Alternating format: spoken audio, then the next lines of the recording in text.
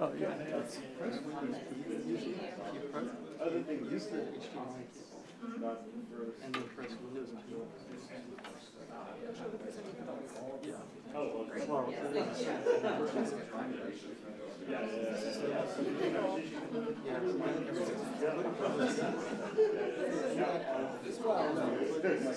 oh, that's what I mean. So this one will have if you drop down and then drag over this one. Drag it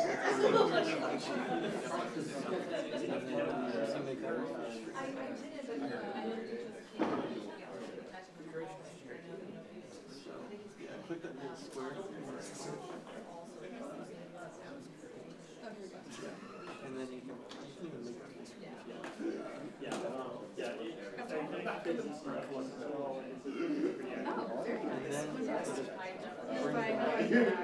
Here's the mouse over and then bring it back.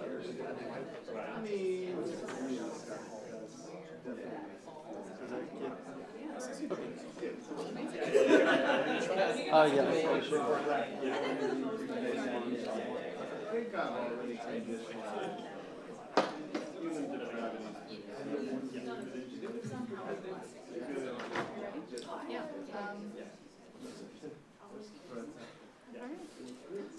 All right, everyone, we're going to get started. Welcome to this session. I'm excited to introduce our speaker, Emily Dardaman. Emily is an experienced strategist, technologist, writer, and people person.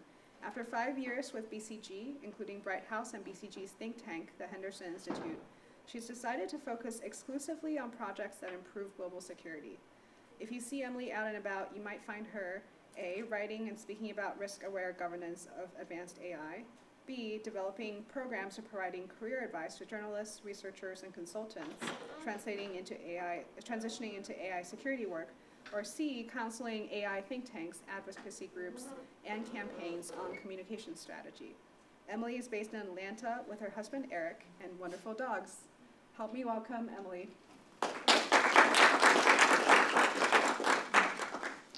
Hi, everyone. Can you hear me? Yes. Awesome. So there's a lot of you, which is fantastic, but may mean we need to abbreviate this next question. So I would love to learn all of your names later, but let's do this.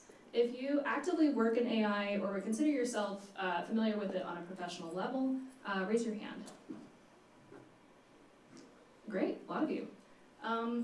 If you've read a few articles, maybe listened to a podcast, but otherwise don't know what's going on, raise your hand. Cool. If this is pretty far outside your comfort zone and you're being really brave, raise your hand. Yay! Great job, guys. Welcome. We're really excited to have you here. So a quick introduction. My name is Emily Dardaman. I have spent my life asking the question of, one, how do I responsibly steward my time and energy to make a difference?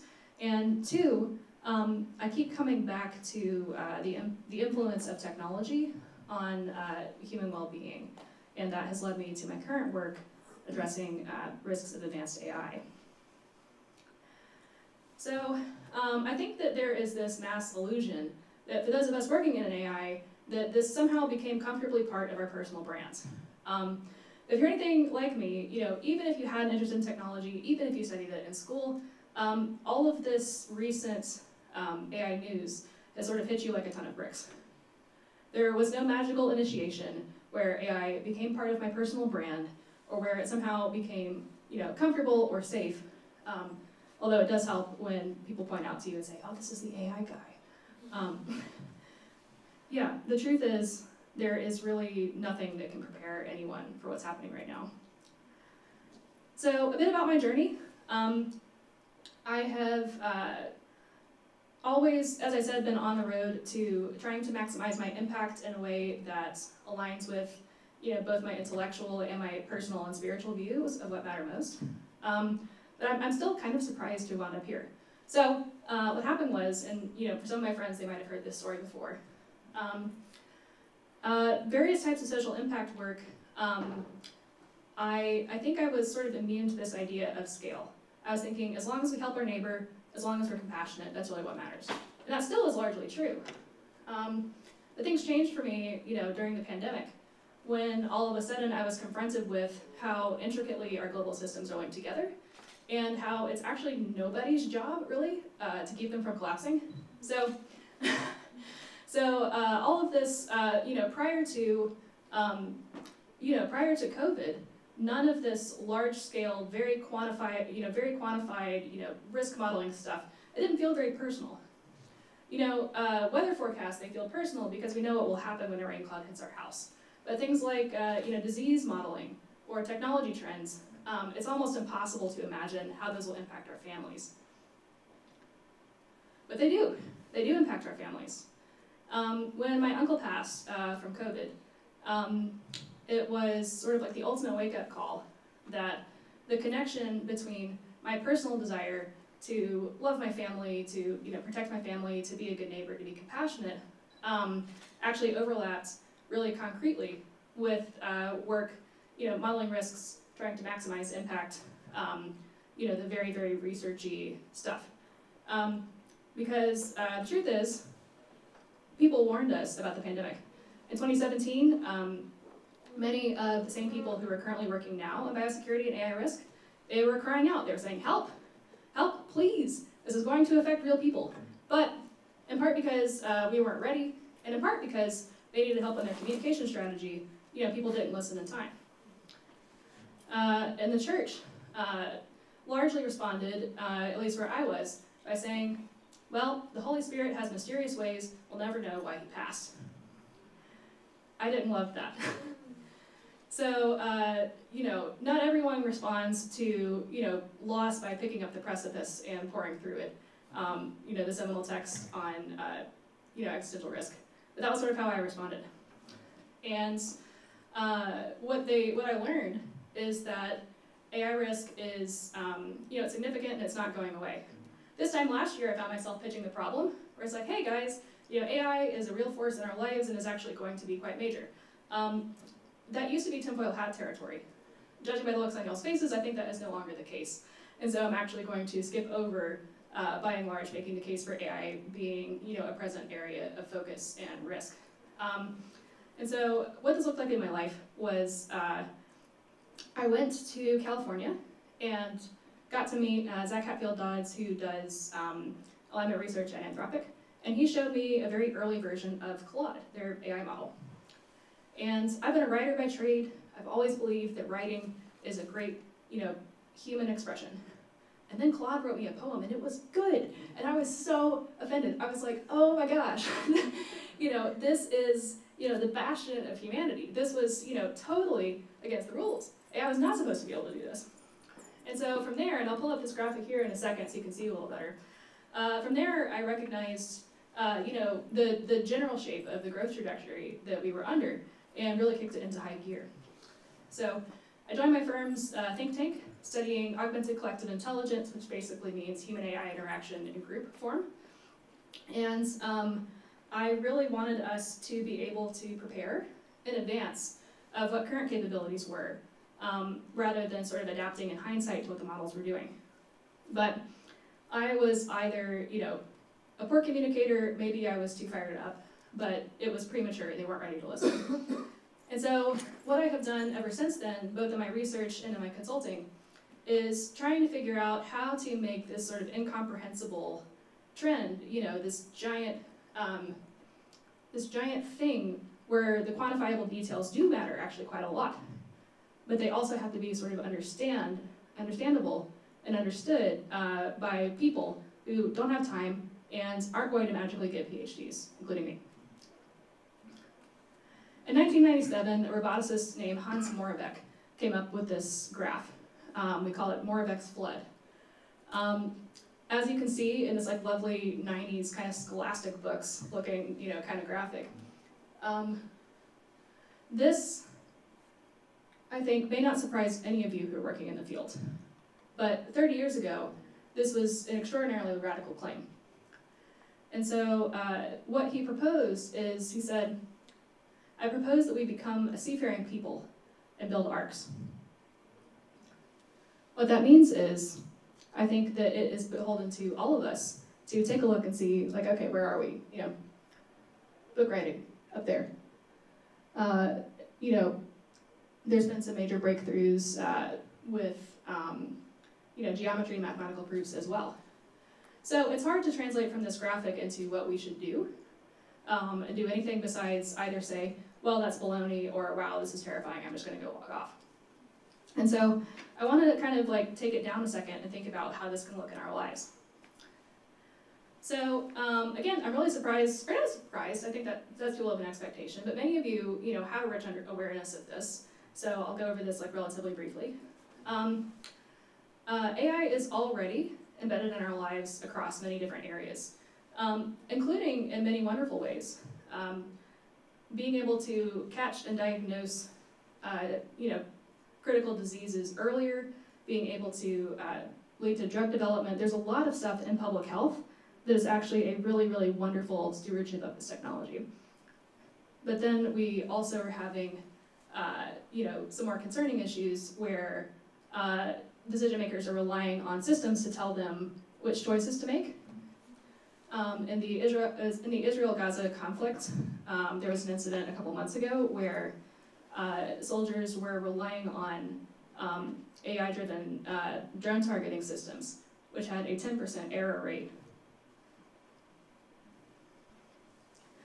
So, you know, the fact is these decisions are already becoming embedded in our organizations and systems, and understanding what they are, when we're relying on them, and what are our unknowns, I think are going to be incredibly important, regardless of where we work. So this is where Christians, for all of my Christian friends in the room, this is sort of our rallying cry.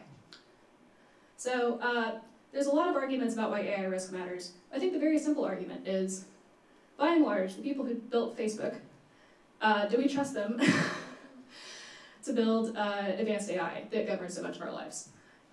There was a debate, an AI safety debate, several months ago between some researchers and the head of Meta AI, Jan LeCun. And he said, to trust us. He said, we will build them. They won't disappear. And if they're not safe, we won't build them in the first place.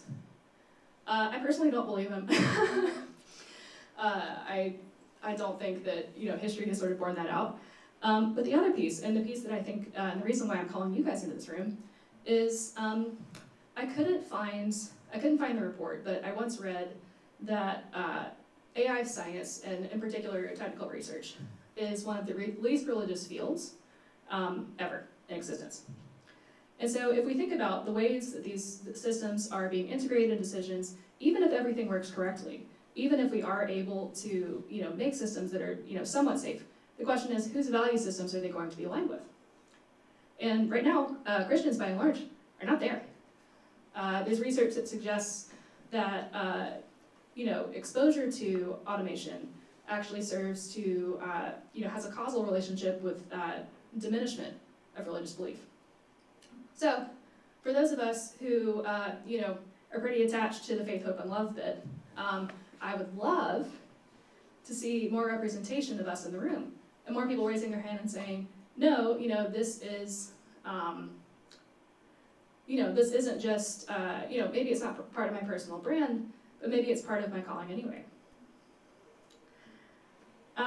So quick check-in with the industry. For those of you who've been following the news this week, this won't be a surprise, but OpenAI, which, you know, has launched ChatGPT and is one of the leading, if not the leading lab, their mission is to ensure that artificial general intelligence, meaning broadly human-level intelligence, benefits all of humanity. For some people, the claim of artificial general intelligence still sounds a bit sci-fi, but the people in the fields are sort of acting and investing and spending as if this is something more on a 10-year or less time horizon. And basically how this is going is that mission and those promises, you know, aren't meaningfully being kept. This week, most/all of the super alignment team, aka the researchers who are dedicated to making sure that OpenAI stays on mission, quit. And they said, I joined with hope that OpenAI would rise to the occasion and behave more responsibly as they got closer to achieving AGI. It's slowly became clear to many of us that this would not happen. When we think about incentives, when we think about who and why they're building these, there's an enormous profit incentive. And there's an enormous disincentive to slow down and be careful and care about your neighbor. But you know who's incentivized to care about your neighbor? Christians. I suspect that Christians could be the difference here. So I mentioned this earlier. This was a write-up on, and it's a really difficult read. This is a write-up on the civilian casualties that resulted from prematurely relying on a targeting system. And I think that this failure to,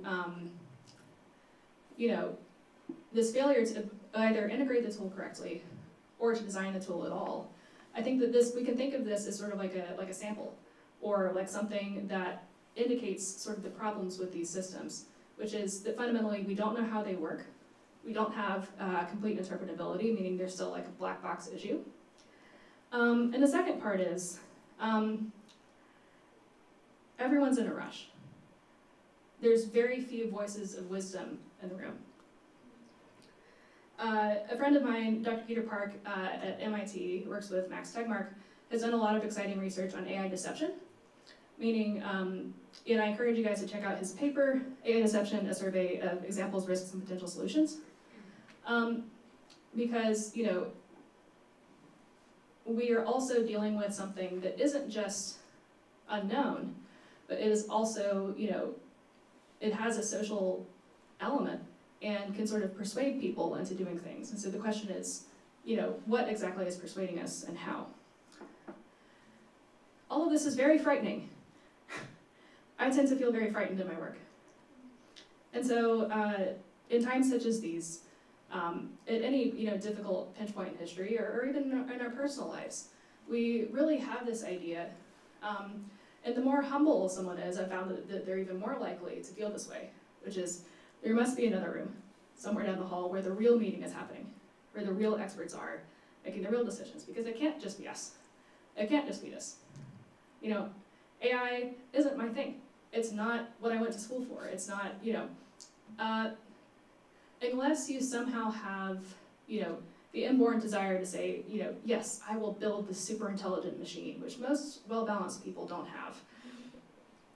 I think that it will feel a bit unnatural and a bit underprepared. And yet, the truth is that what we're looking at now, I think, is the most neglected, important, and tractable moral dilemma of the millennium. We are currently building the systems that will determine which values govern human society, whether human society and other life continues to exist, and ultimately, what the future will become. And these next 5 years are sort of going to be the linchpin, so I'm tagging all of you guys in. It would have been great, if I had not waited until the pandemic had come to visit my family. It would have been great if I could have joined the brave people calling for more resources ahead of time. And yet, I'm really grateful that I listened. It's been one of the most difficult and yet proudest things in my life. And the good news is, those of us who have been in the field, including many people far longer than I have started developing resources to make it way less painful to get caught up.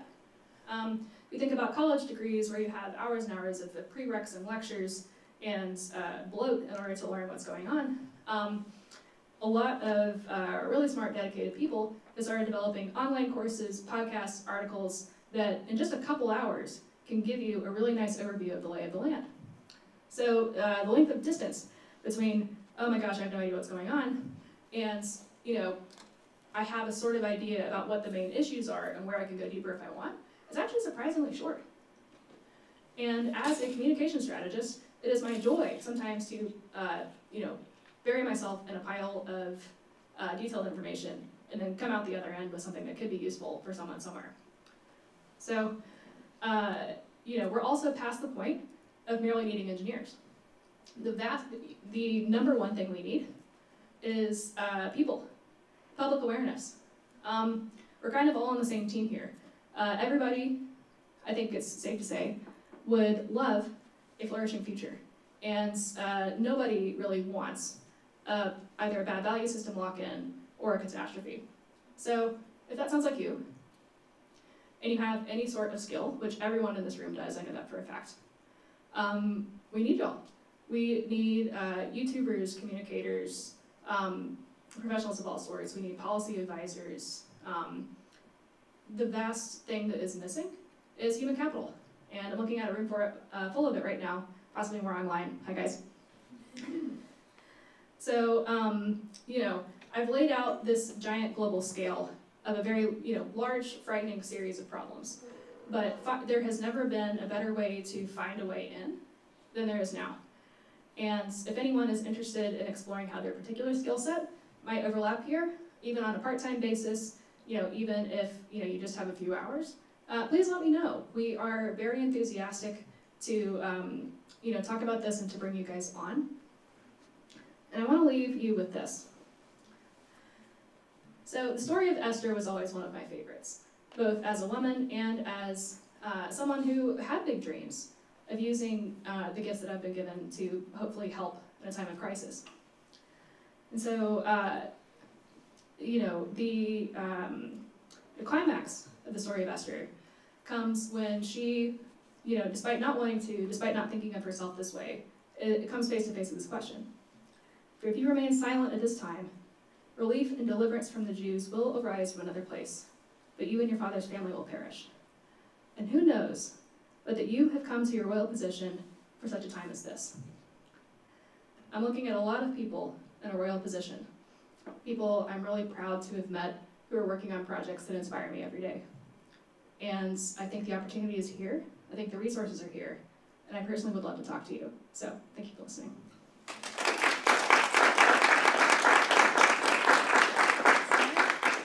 We have plenty of time for questions until 5:14, so let's go ahead. Is the best way to help with AI safety to join the Scaling Capabilities Lab? It's actually to start a Scaling Capabilities Lab. That is not true.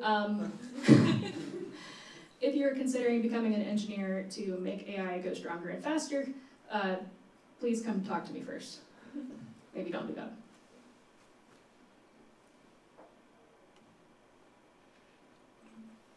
What are some examples of what people are proposing for AI safety? Sure. So, are you interested in like a technical or a governance approach to that? How long do you have? If you can summarize. Yeah. Oh, yeah. I'm giving you a hard time. Okay. So this is a fast-moving, fast-developing field where nuance matters a lot. So assume that whatever I'm going to say is about 40% wrong.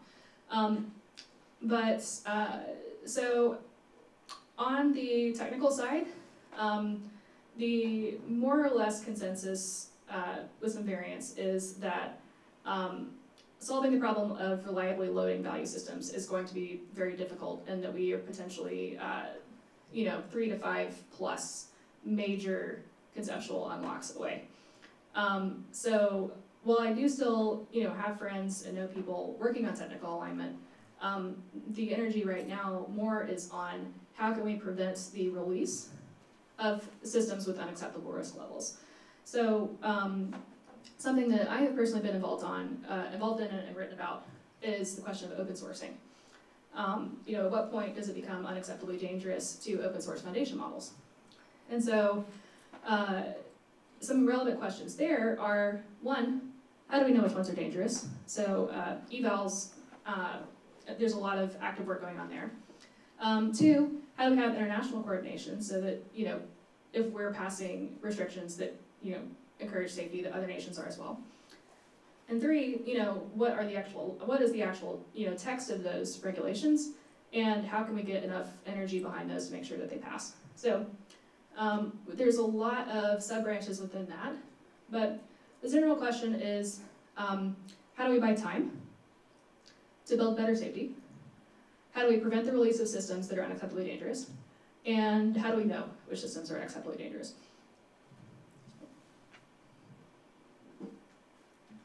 As a follow-on to my somewhat silly earlier question, do you think that actual deliberate Christian involvement with building systems that would sort of more follow respect for neighbor, is that something that you feel would be a helpful approach, or is that something that would be more likely to capture just making more advanced AI? Yeah, so again, think about it like a flowchart. If you are exceptionally gifted at, the type of math that makes you capable of advancing AI capabilities or any sort of skill set, and you're considering what your options are, and you're leaning towards contributing capabilities, it's very unlikely that that's actually the best thing that you can be doing. When I think about Christians contributing to value systems, I think that there is still a ton of demand for safety engineering in particular, contributing as a Christian there. To say, saying like which use cases are we trying to avoid, what guardrails are we trying to put in, and then there's one other thing that I'm trying to remember. Yeah, becoming a capabilities researcher is almost never. I would be very, very, very surprised if that was the best use of talent. It's also extraordinarily difficult. And so the opportunities to instead work with decision makers and lawmakers on figuring out how to make sure everyone's interests, how we can kind of slow down enough that everyone's interests will be accurately captured, I think is probably better. But there are also career guidance organizations who can speak to people's individual situations far better than I am. And if anyone has an idea for how to create a perfectly aligned AI, maybe you should just go do that. But you kind of see the Christian role as not being making a Christian AI, it's building Christian guardrails to like actually kind of respect creation and these sorts of things. I do, yeah, and in particular, advocating for wider inclusion in the process. So, a reaction to that question is there something constitutional to AI that is a threat to Christian understanding of reality and truth because it promotes like relativism or this idea that we can defer responsibility to AI to determine like best possible outcomes or actions in any given field, and that in itself, does that promote relativism, and is that another danger to consider? So in an earlier version of this document, and I hate that I cut this slide, there was a map of human value systems. And there's a fantastic quote from a global priorities researcher and super forecaster named David Mannheim, who talks about basically the myth of human value systems being totally compatible with each other. And so whichever values sort of get built into this thing will be sort of unacceptable to other belief systems, whether on the types of values such as like the relationships between individual and society, how much freedom should we have, what should be the role of God. So I think that there's a lot of thorny issues about like why are Christians underrepresented in AI. Part of it is working in AI, you have to ask some questions that a lot of Christians are not comfortable asking. A lot of big questions here are what is the relationship of humans to intelligence? What does intelligence mean? Is sentience something that is exclusively ours? A lot of people just can't engage with that. And so the thought that a machine could potentially have subjective experience or have sufficient capabilities to make decisions is just really, really hard and challenges. I think there's some pride that we get as humans where we don't want to acknowledge that we share the planet with other living beings, potentially even digital beings that are really going to challenge a lot of our conceptions, just like Claude's poem did for me as a writer about what it means to be human. So there's an attitude of humility that we have to bring to it that I think is really hard. What are 2 and 3 of the most promising AI policies that you think might mitigate the global catastrophic or existential risk? Well, being in DC, I think that that's a fantastic question. I think the types of policies that I would like to see including some that are being discussed at the moment, is providing responsible oversight. So basically the question is, can the labs govern themselves, or should there be oversight? Should there be pre-release testing? In a paper that I just wrote, we had a concept called affirmative safety, which suggested that there should be, prior to the release of a model, reaching a certain degree of confidence as to what the risk, for different risk categories, how high those are.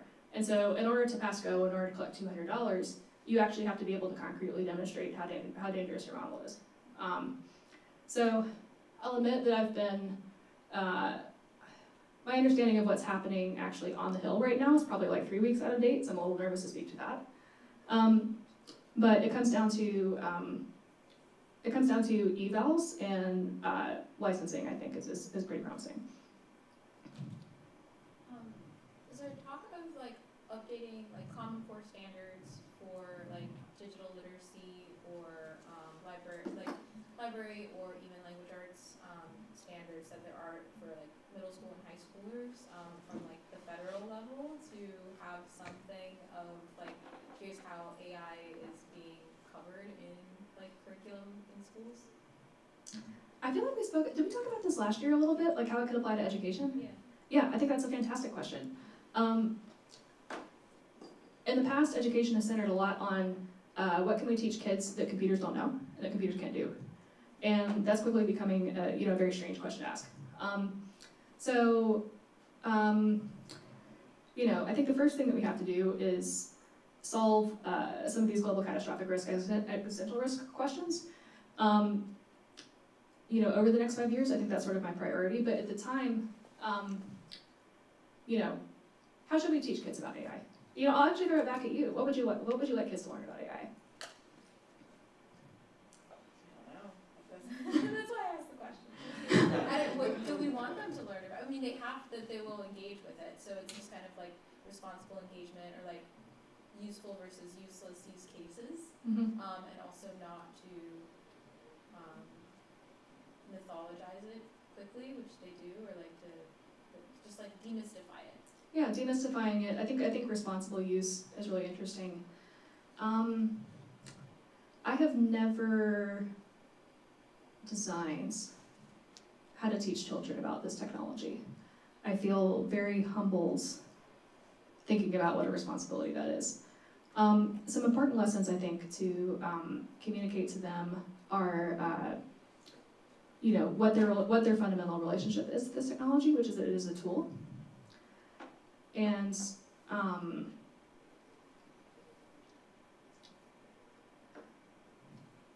I think that, like with any other media, I would want parents to have awareness about what type of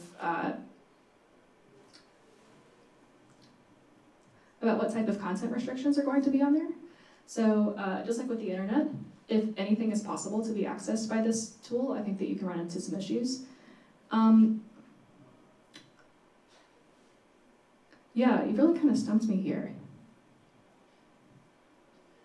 I think what I want kids to know is what type of jobs are we preparing them for? I think a lot of educational standards tend to work backwards from that. Some of my economist friends are working right now on thinking what the workforce might look like. So if we're walking backwards from there, I think we probably keep the same goals of working with AI as working with any other software, which is, what are we trying to teach for, what are we trying to train for, and honestly keeping it kind of simple. I have a question from Slido. What is your personal timeline for AGI? And Nice! Somebody asked the timeline question. Andy, was that you? No. Yeah, so this is sort of a, in my study of collective intelligence, one thing that I learned is that oftentimes the best way to think about uncertainty is to use markets. So it's a lot easier for groups of people to sort of crowdsource insights that maybe elude a single person. So when I think about timelines, I like to defer to, I wonder if I can bring it up here. Yeah.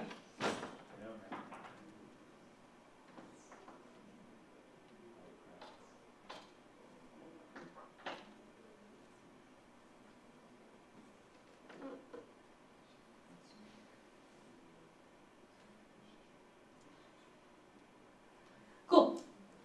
So there's a lot of debate about what do we mean by AGI? How do we define AGI? And honestly, it's very tricky, right? And in my opinion, a lot of times, I think that there's too much focus on AGI, which is vaguely human level. AI can already, write very good essays, perform a wide variety of complex tasks. But if we look at the prediction criteria here, how do I scroll?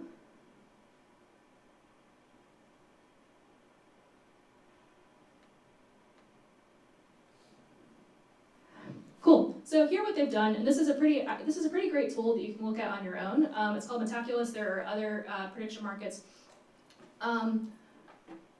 They lay out the tests that they want the AI to pass. But the question was on my personal timelines. I do like to defer to markets because I don't have any special insights. But from conversations with folks who are, working at RAND or working at some of these think tanks, I personally suspect that we might be in a post-timeline world. I think that there is if we look at this distribution curve,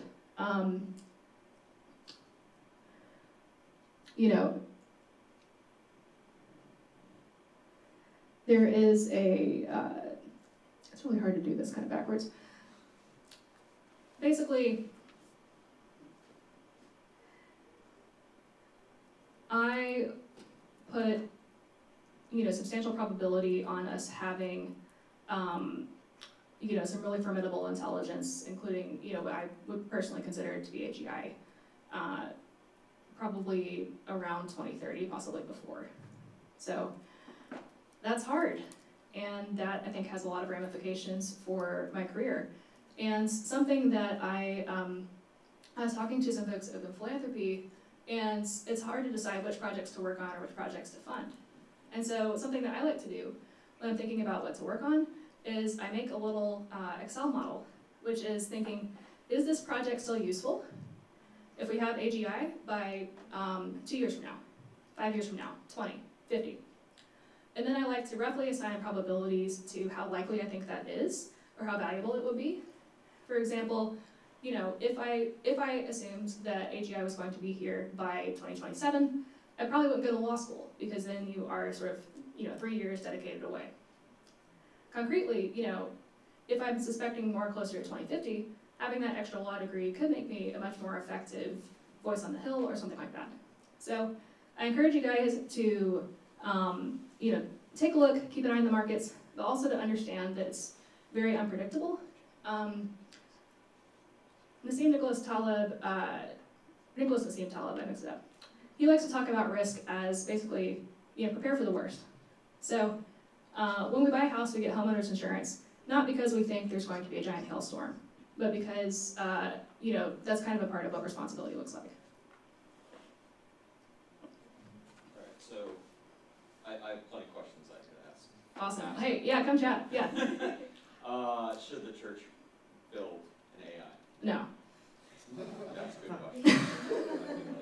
Yeah. Because obviously, what we sort of have been talking about is whether or not model evals, will allow for those value lock-ins from Christians that are building. So in some world, theoretically, the church could build an AI, and it could be something that we were talking sort of the Bible Project earlier about whether or not there'll be an AI for the Bible, right? A large language model that has been. Well, there are already some tools, I think, that LLM-based tools. Yeah, I'm sure that you've seen these to sort of interrogate the Bible, do text analysis. There was one I saw that allowed you to write your own Bible verses, which I didn't feel super great about. Yeah. It's just sort of pushing all the bounds of what we should be focusing on, I think. So, you know, and also AI is not a monolith, it's a category of tools ranging from, you know, something very simple to, you know, something like OpenAI's GPT-4o.